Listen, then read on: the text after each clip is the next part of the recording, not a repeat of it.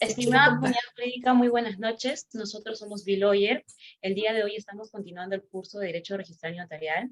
Tenemos la presencia de la doctora Milagritos Lúcar, quien es abogada por la Universidad de Lima, es maestra en Derecho Civil y Comercial por la Universidad de San Martín de Porres, en la Facultad de Derecho, y tiene estudios de doctorado por la misma universidad. Se ha desempeñado como registradora pública de la zona registral número 9 en la sede de Lima, en los registros de personas naturales, en testamentos, sucesiones intestadas, mandatos y poderes, personal, comerciantes y personas jurídicas. Asimismo, ha sido vocal suplente del Tribunal Registral de marzo del 2017 al año del 2019. Además, es conferencista en diversos eventos académicos. El tema de día de hoy es registros de personas naturales. Estimada doctora, muchas gracias por su presencia. Le cedemos el uso de la palabra. Muchas gracias. Bueno, vamos a hoy día a tocar brevemente, porque realmente una hora es muy corto para el desarrollar todos los registros que componen el registro de personas naturales. Pero bueno, vamos a empezar.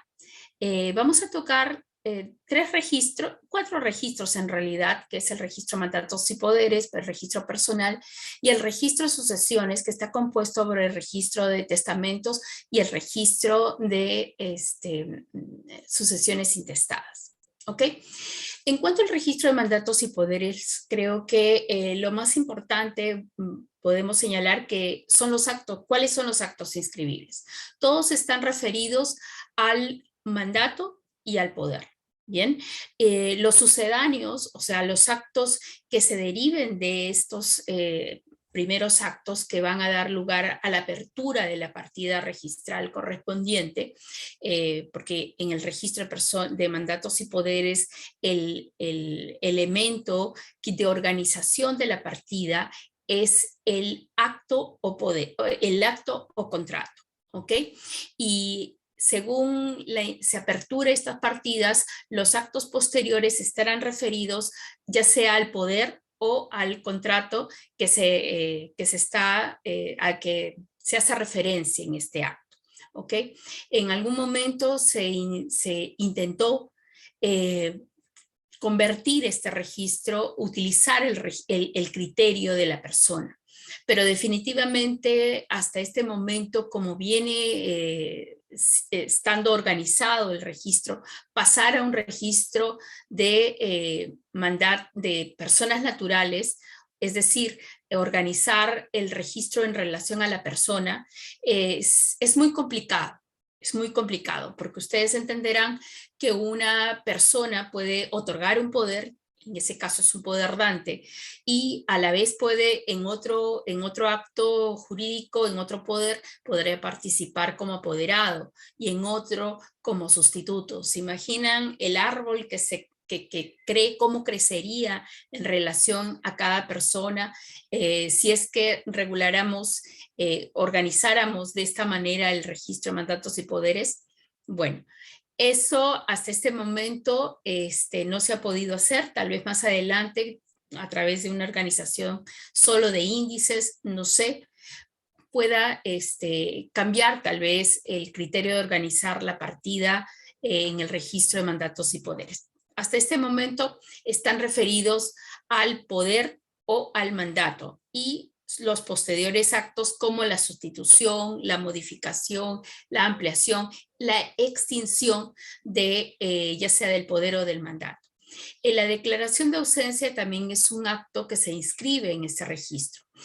Cuando se inicia el proceso judicial de declaración de ausencia, el juez debe cursar partes al registro personal y el registrador del registro personal a la vez debe, por mandato del artículo 53 del Código Civil, hacer la búsqueda correspondiente a efectos de verificar si este declarado ausente tiene poderes, y si encontrara alguno, pues se procederá a extender el asiento de extinción correspondiente. ¿Ok? Ahora bien, es necesario para la validez, la vigencia, la validez más que nada del poder, que este acto sea inscrito. ¿Es obligatoria la inscripción del poder? No. no es obligatoria. El poder como tal, para su validez, no necesita la inscripción. Es por ello que incluso se dio un precedente de observancia obligatoria en el año 2003 más o menos, si más no recuerdo, en el cual se estableció que el poder, el precedente fue el 20-21 de abril, las sesiones del Pleno Registral del 2006, el cual se aprobó el precedente que no es necesaria la previa inscripción en el registro de mandatos y poderes del poder a efectos de que el representante puede actuar en nombre de su representado. En este caso, si es que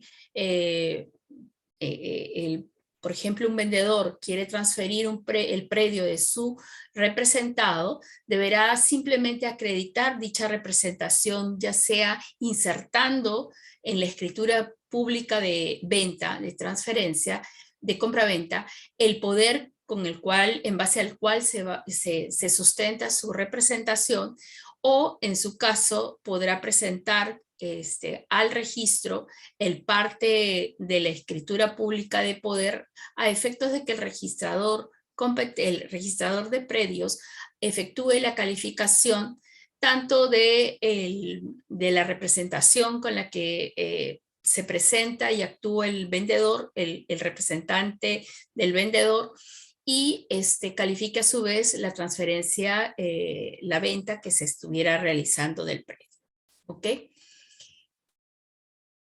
Ahora bien, hay un precedente de observancia obligatoria que ha sido aprobado en el año 2020. Y sí es importante, por eso lo traigo a la exposición, lo cito, ya que es posible, se considera que el poder puede contener muchas facultades, y estas facultades pues podrían bien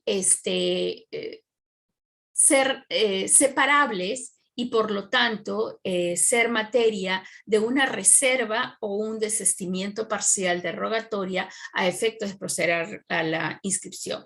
Ejemplo, el caso de un poderdante que otorga facultades generales, y entre ellas puede establecer el hecho de que también tiene la calidad de titular de una IRL, bien, y por lo tanto otorga facultades. En el caso de la IRL, como ustedes entenderán, como titular de la IRL no es un acto inscribible en el registro de personas naturales, por cuanto en el registro de personas naturales solo se van a inscribir los actos que van a caer en la esfera jurídica del poderdante como persona natural. En este caso, esta persona natural, al actuar como titular de una IRL, los actos que el representado vaya a realizar en nombre de esta persona en esta calidad, pues va a caer en la esfera jurídica de la persona jurídica, valga la redundancia. Y en ese caso, este acto, si bien está contenido en la misma escritura pública, podrá ser materia de reserva o de desistimiento, y se procederá a inscribir lo que corresponde en el registro de mandatos y poderes, sin perjuicio de que más adelante pueda solicitarse en el registro de jurídicas la correspondiente calificación y se puede inscribir en la partida de la persona jurídica. ¿Ok? Ahora bien, el lugar de inscripción. El lugar de inscripción de los poderes o mandatos que se otorgan no va a ser el lugar en el cual se otorga la escritura pública, ni el lugar de ubicación, por ejemplo, de los bienes inmuebles sobre los cuales recaen las facultades que se estén otorgando, sino va a ser el lugar donde permanentemente se va a ejercer la representación. Pero ahora bien, todos sabemos que en las tecnologías de la información nos permiten conocer de las inscripciones que se realizan en cualquier lugar del país, en cualquier oficina registral a nivel nacional. Por ende, eso va a permitir, por ejemplo, de que sí pueda inscribirse el mismo poder en otra oficina registral, pero siempre vamos a cuidar que el poder donde se va a ejercer la representación, pues contenga todos los actos que pudiesen de alguna manera desvirtuar la vigencia de ese poder. Llámese, por ejemplo, una revocatoria. ¿Ok? Y vamos a tocar el punto de la revocatoria porque realmente el sentido y la importancia de las inscripciones en este registro están referidas a la revocatoria, a la modificación del poder o de del poder en base al cual el apoderado está actuando.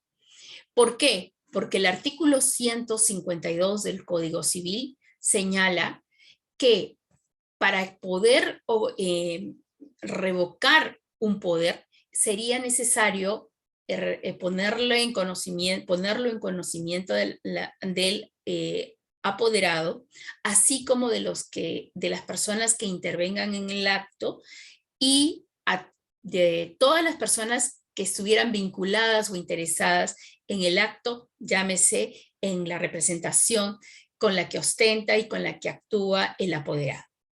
Salvo, señala la norma, que el poder se encuentre inscrito. Es decir, si es que nosotros pudiésemos conocer con qué personas nuestro apoderado ha entablado conversaciones o ha actuado en nuestro nombre y representación, nosotros tendríamos que comunicar a cada una de esas personas la revocatoria. Pero la vía más fácil, que en todo caso la salida más fácil que nos da el código es que inscribamos esa revocatoria. Es por eso que en este punto se va a ver la importancia realmente de inscribir la revocatoria a efectos de oponer, bien, este acto a terceros. Ahora, ¿es posible inscribir una revocatoria de poder sin que previamente esté inscrito el poder? Pues sí. Hay un acuerdo del año 2009, un acuerdo del Tribunal Registral, por el cual se establece que es viable la inscripción de la revocatoria sin que el poder esté inscrito. El requisito que establece en todo caso este acuerdo es que se adjunte copias certificadas del poder que se está revocando. Yo sobre este punto no estoy de acuerdo. Sí estoy de acuerdo, claro, en que se puede inscribir sin que esté previamente inscrito el poder. Pero para mí, en este caso, la revocatoria solamente podría ser específica o en todo caso hasta general, pero lo importante es determinar el acto que se revoca, el poder que se revoca o los poderes que se revocan y al apoderado al que se revoca. Yo de esta manera se podría inscribir sin problemas, porque tengan en cuenta que incluso existe la posibilidad, si es que uno está en un país donde no existe el notariado latino, que se caracteriza por justamente la escritura pública y los actos protocolares, bien, en el cual va a haber una matricidad y de esa matriz pues es posible extender copias, ¿no? Y lo cual caería en este supuesto, pero también hay poderes que podrían ser otorgados en Estados Unidos, por ejemplo, y que se otorgan ante un notary. Y en este caso, ante este poder que se va a otorgar con documento privado, con firma legalizada, pues no existiría la posibilidad de obtener una copia legalizada, salvo, claro está, que el poderdante antes de entregarlo a su apoderado, pues le haya sacado la copia certificada correspondiente, ¿no? Si no, de lo contrario, imagínense, y este poder como hemos visto, no es necesaria la previa inscripción, pues el apoder no tendría forma el poder dante de revocar este poder. Por eso es que yo sí considero que que sería posible la inscripción de una revocatoria sin que sea necesario acreditar o presentar copias certificadas del poder que se está revocando.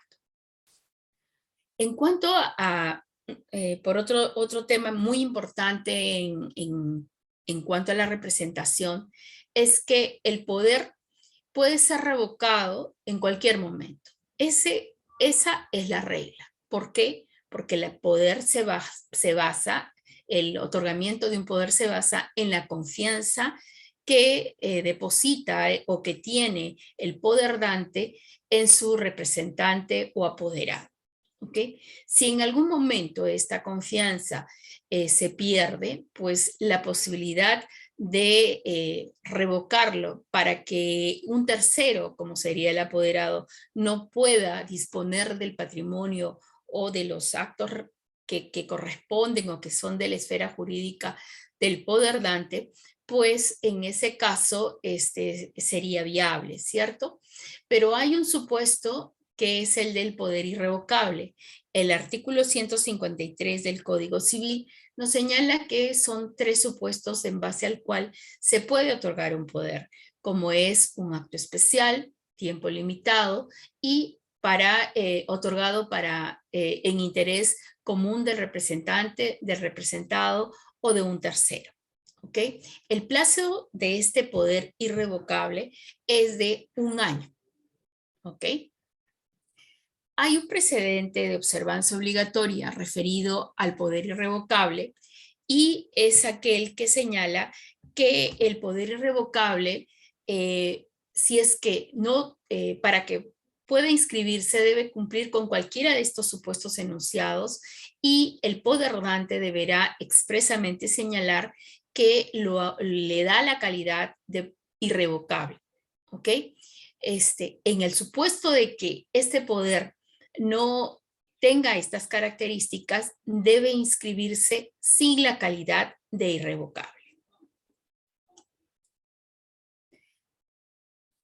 Finalmente, una modificación importante del año pasado ha sido la modificación del artículo 32 del Reglamento General, en el cual se establece ahora la obligación de verificar al momento de tomar conocimiento de calificar un título de sucesión intestada o testamento, en el caso de una ampliación de testamento, el índice correspondiente al registro de mandatos y poderes, a efectos de proceder a la extinción de oficio de todos los poderes o mandatos que hubiese otorgado cuando sea pertinente, cuando corresponda, se revoquen los poderes otorgados o los mandatos otorgados por el ahora causante.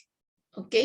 Y esto es de oficio, se ha interpretado que no corresponde la liquidación de derechos registrales a efectos de extender estas extinciones. ¿Okay? Pasamos ahora a ver el registro personal. El registro personal está regulado en el artículo 2030 del Código Civil. No voy a enunciarlo para poder avanzar un poco, y está referido a actos que deben, o sea, en principio el registro personal corresponde, conforme a la ley orgánica de RENIEC, corresponde ser llevado, o en su caso es de competencia de la ley del RENIEC, del Registro Nacional de Identificación y Estado Civil, conforme a su ley orgánica del año 1995. En esta norma se derogó, los artículos correspondientes al 2030, 2031, es decir, los del registro personal, y Posteriormente, en el año 96, al no ser viable que RENIEC continúe o asuma la competencia de los actos inscribibles en este registro, es que se vuelve a reponer estos artículos en el Código Civil y por lo tanto la competencia para seguir calificando y inscribiendo en el registro personal continúa con la Superintendencia Nacional de los Registros Públicos.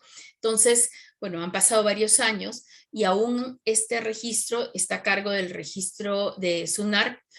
La temporalidad se ha indicado que es hasta que RENIEC asuma un registro único nacional de registro de personas naturales, lo cual hasta este momento no se ha dado, ¿no? Por eso es que hasta este momento nosotros, SUNARC tiene competencia.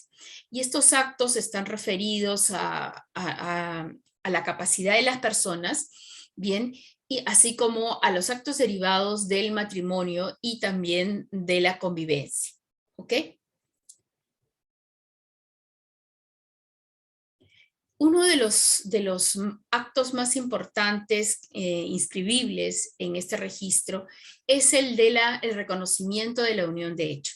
En el año 2010 se da la norma, la ley 26887, en la cual se establece la posibilidad de que los notarios, a través de un procedimiento no contencioso, puedan extender el título con el cual los convivientes podrían ejercer y reclamar los derechos que hasta este momento se les estaba concediendo, como por ejemplo el derecho a adoptar.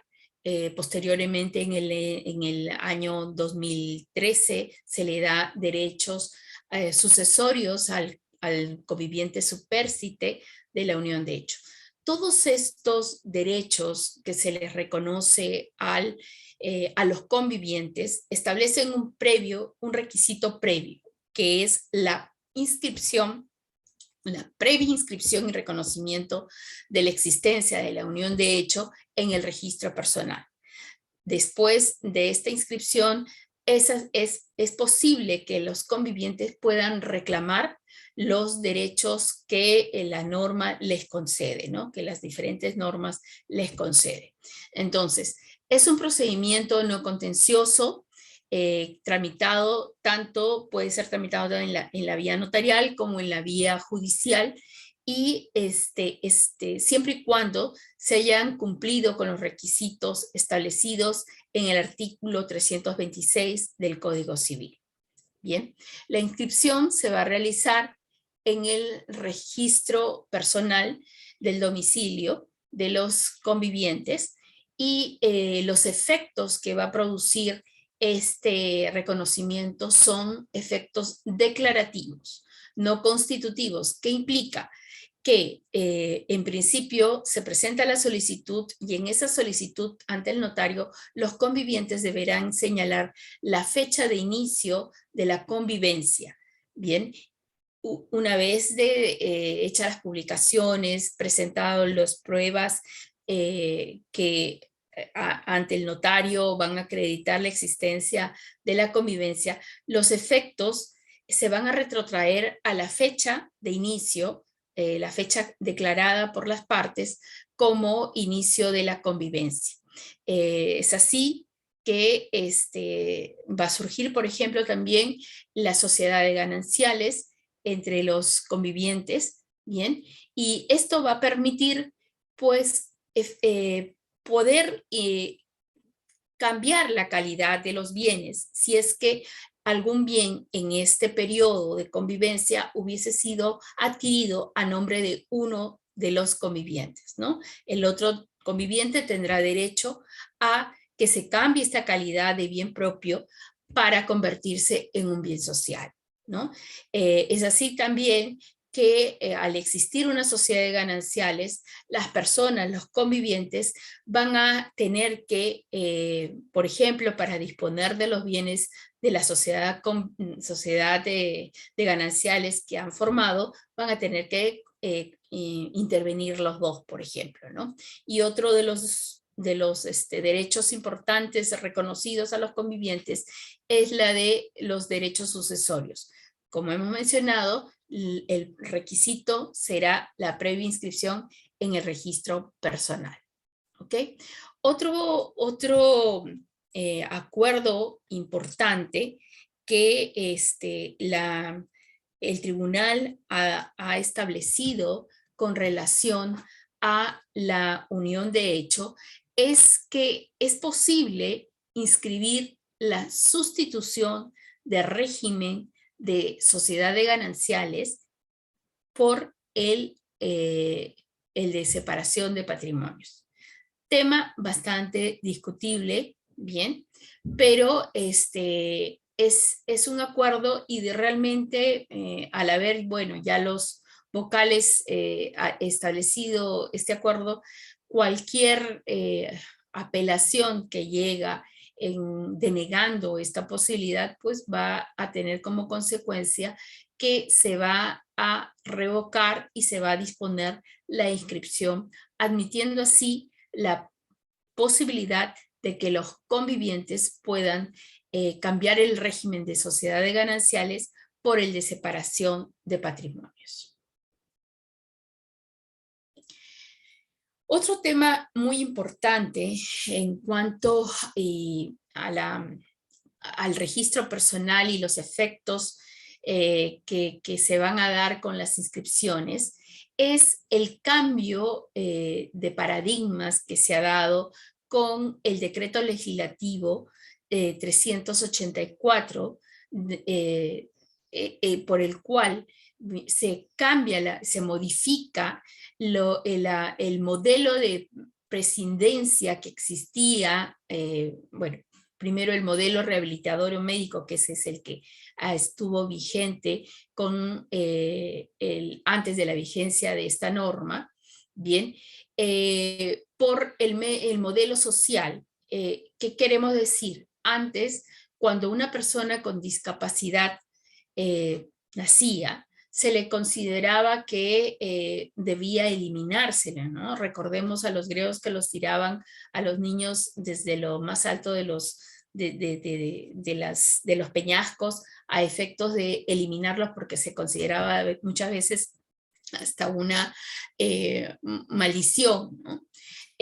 Posteriormente ya se entró a un modelo rehabilitador médico, es decir, buscando que resolver el problema, dado que a las personas con discapacidad se les comparaba con las personas normales.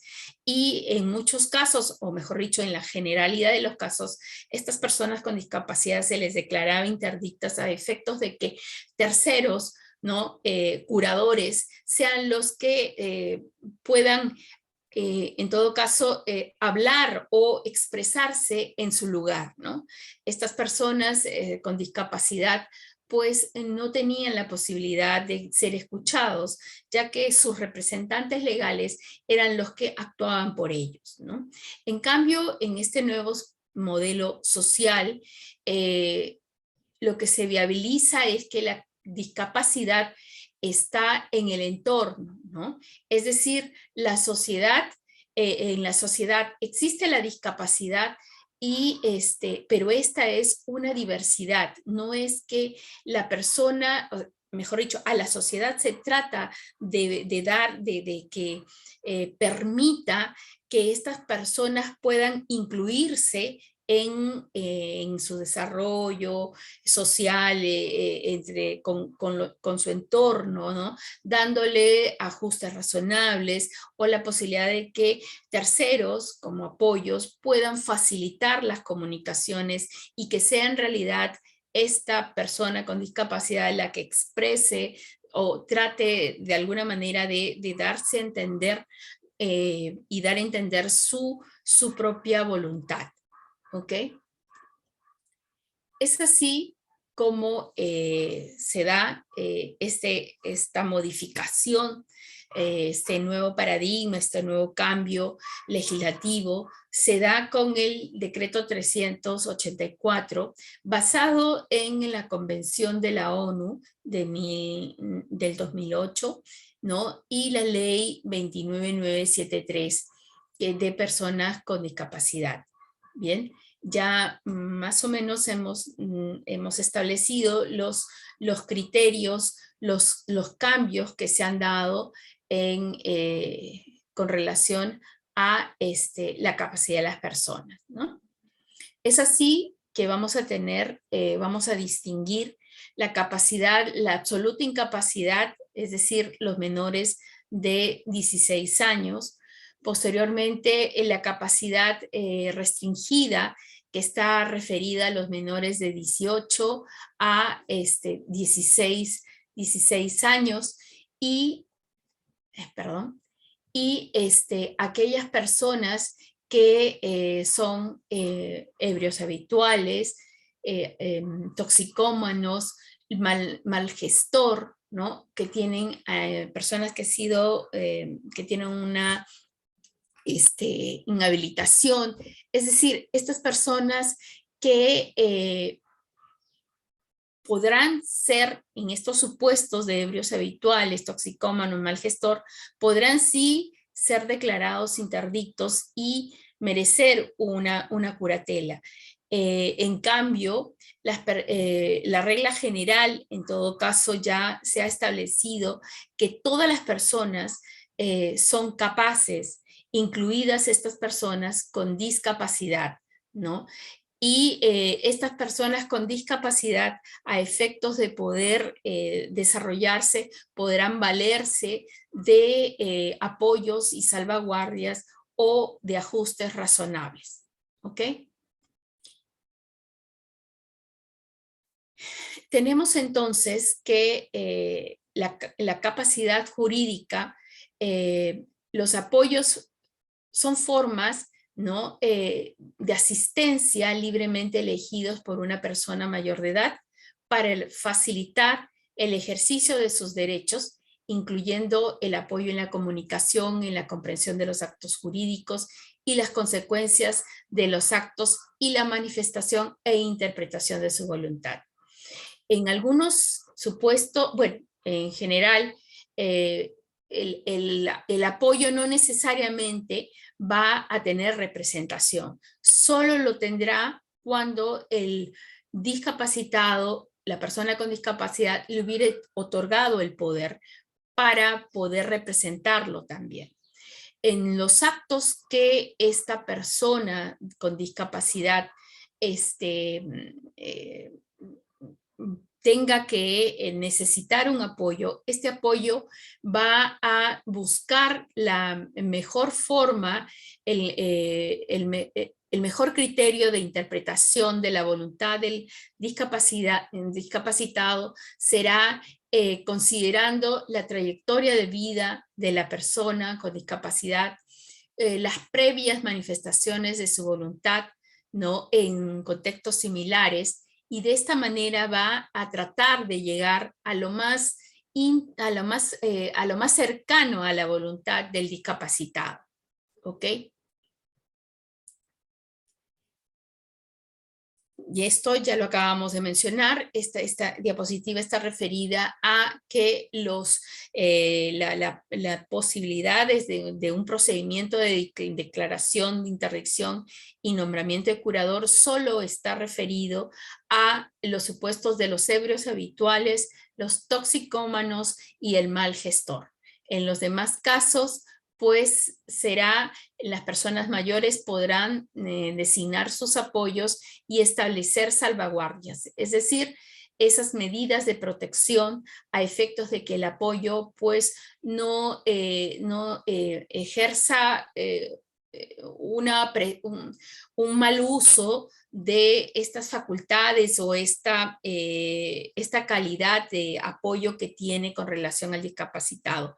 Por ejemplo, las medidas de protección podrían ser que tenga que cada cierto tiempo pueda rendir cuentas a determinada persona sobre el ejercicio de su calidad de apoyo, cómo la viene realizando, ¿no? Siempre viendo el bienestar de la persona con discapacidad. Bueno, aquí vamos a reiterar, es lo mismo que hemos venido señalando, solo vamos a precisar que todas las personas con discapacidad podrán otorgar, otorgar o nombrar un apoyo y lo harán ante el notario, bien, salvo los supuestos en los que la persona no pueda expresar su voluntad. En ese caso, o que se encuentre en coma, en ese supuesto, será el juez el que se inicie un proceso ante el juez para que sea el juez el que emita la resolución judicial en la que va a designar al apoyo y o apoyos que corresponda, y asimismo se establezcan las salvaguardias correspondientes. Finalmente, vamos a tocar el tema del registro de testamentos y de sucesiones intestadas. Estos dos registros, desde el Código Civil de 1984, se establecieron como registros independientes, ¿bien? Cada uno se organizaba en base a los criterios que la norma había establecido. En el caso del registro de testamentos, el acto de otorgamiento de testamento, y en el registro de sucesiones, la sucesión intestada preventiva, anotación preventiva, o la sucesión definitiva inscrita en relación a cada persona natural, ¿no? O sea, en el registro de testamentos, por persona natural, se inscribe el testamento de estas personas, y en el registro de sucesiones se inscribe la sucesión de la persona natural.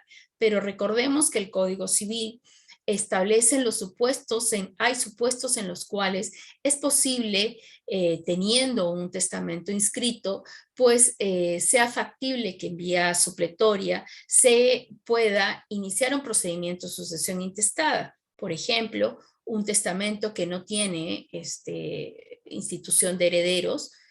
En ese caso se habilita el proceso de sucesión intestada, o supuestos en los cuales los testamentos han dejado de tener vigencia porque se declaró la nulidad o se declaró la caducidad del testamento, y en esos supuestos se habilita la posibilidad del inicio del procedimiento de sucesión intestada.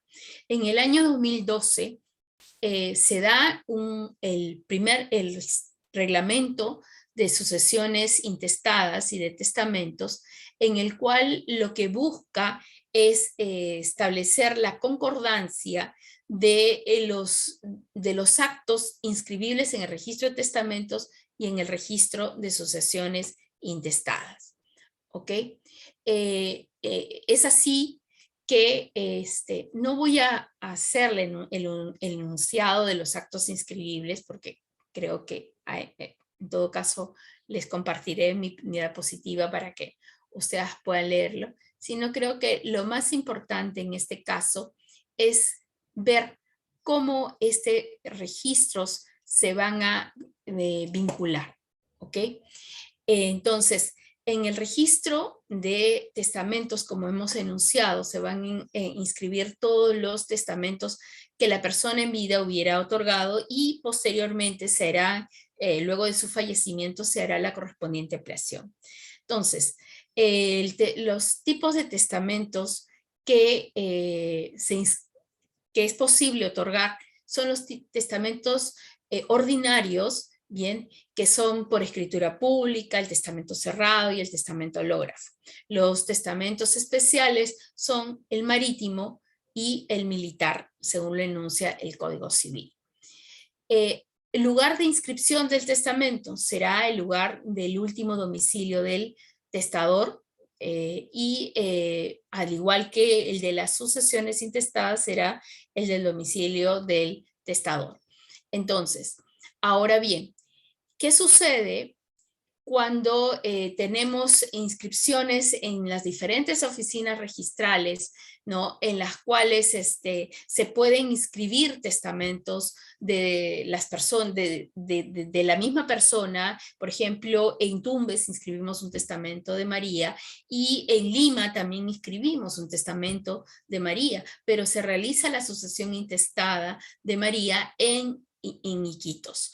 En ese caso, no había una concordancia en cuanto a las inscripciones. Es por eso que, como les mencionaba, en el año 2012 se vio la necesidad de alguna manera de tratar sin apartarnos de los criterios establecidos en el Código Civil, tratar de viabilizar y armonizar las inscripciones apoyados en la inscripción y la publicidad que se da y el inmediato conocimiento, el principio de publicidad material, de poder conocer las inscripciones que se realizan en cualquier oficina registral.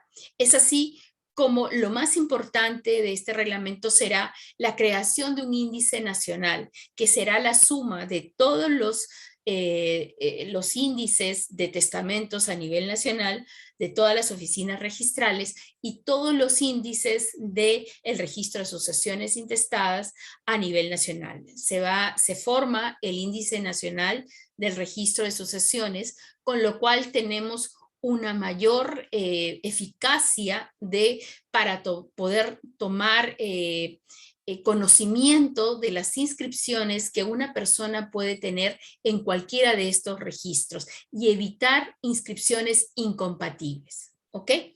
Entonces, es así que vamos a tener que en el registro de testamentos, cuando obra inscrito un testamento y llega a una sucesión intestada, bien, no será factible la inscripción siempre y cuando ese testamento tenga declaración de herederos. ¿Por qué? Porque la sucesión intestada lo que va a contener también es una declaración de herederos, actos incompatibles. Por lo tanto, si el testamento incluye o tiene una declaratoria de herederos, no será factible con un acto posterior inscribir una sucesión intestada. Salvo que, claro, si hay un mandato, mandato obligatorio bajo el artículo 4 de la ley orgánica, pues en ese caso ya el registrador, luego de ponerle en conocimiento del juez, ya no podremos hacer nada, ¿no? Pero en una regla general, pues si tenemos un testamento con declaratoria de herederos y una sucesión intestada, no se inscribe. ¿Qué sucede si es al revés? ¿No? ¿Qué sucede si es que la sucesión intestada se inscribe declarando herederos de María, pero luego viene un testamento? Recordemos, por ejemplo, que el testamento hológrafo va a ser primero protocolizado, ¿no? Primero comprobado judicialmente y luego protocolizado, y recién en este punto, cuando ya está protocolizado, va a llegar al registro. Es decir, que la sucesión intestada puede, por prioridad, ingresar al registro e inscribirse. En este caso, si bien es cierto, no va a proceder la inscripción inmediata en el registro de testamento de este testamento hológrafo, lo que sí va a proceder es hacer una anotación preventiva de existencia de testamento en el registro de sucesiones intestadas para poder dar a conocer la existencia de este testamento. Entonces, esta anotación preventiva le va a permitir al interesado, por 120 días contados desde el día hábil siguiente de la extensión del asiento de anotación de existencia de testamento, publicitar la existencia del testamento y reservar la prioridad en la eventualidad de que se dé una medida cautelar en el Poder Judicial para poder de esta manera oponer este testamento. Recordemos que el testamento en sucesiones trata de preservar la vigencia y más que nada cuidar que la voluntad del testador sea la real, la que pueda organizar